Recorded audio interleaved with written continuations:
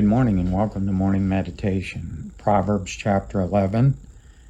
Where no counsel is, the people fall, but in the multitude of counselors there is safety. He that is surety for a stranger shall smart for it, and he that hateth suretyship is sure. A gracious woman retaineth honor, and strong men retain riches. The merciful man doeth good to his own soul, but he that is cruel troubleth his own flesh.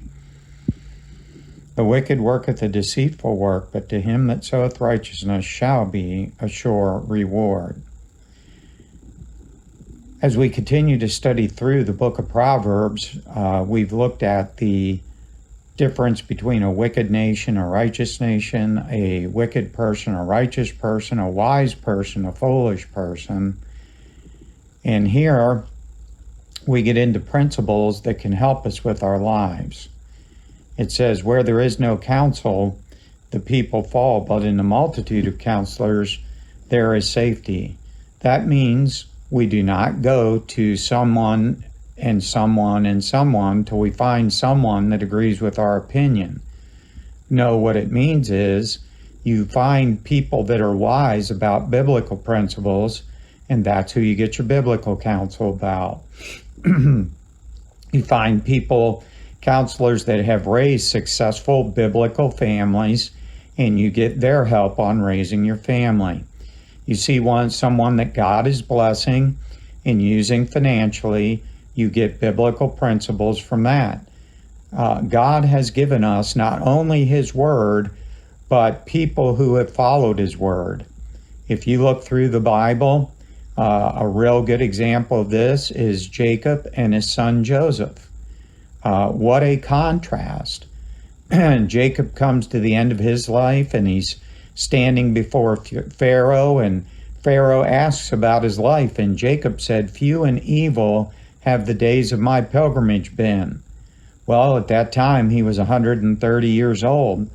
What he was saying is, I've lived a deceitful life. Other people have deceived me, like Laban, and his children deceived him and said that Joseph was dead.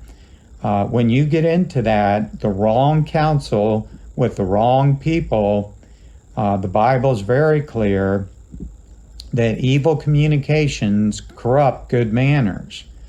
If you hang around the barber shop long enough, you're going to get a haircut. You hang around the wrong people, you are going to make wrong decisions. It is so important. The president of the Bible college I went to said that 2 things will change your life: the people you meet and the books you read. And that is so true. But you know, the other end of this is also true. As iron sharpeneth iron, so a man sharpeneth the countenance of his friends. Find better Christians than you are and hang around them. Find people that God has blessed and hang around them, and you will be blessed by God for doing so. Make those wise choices. The next couple of verses talk about people who make financially unwise decisions, those that make financially wise decisions. I mentioned in the Bible study last night on leadership from Nehemiah.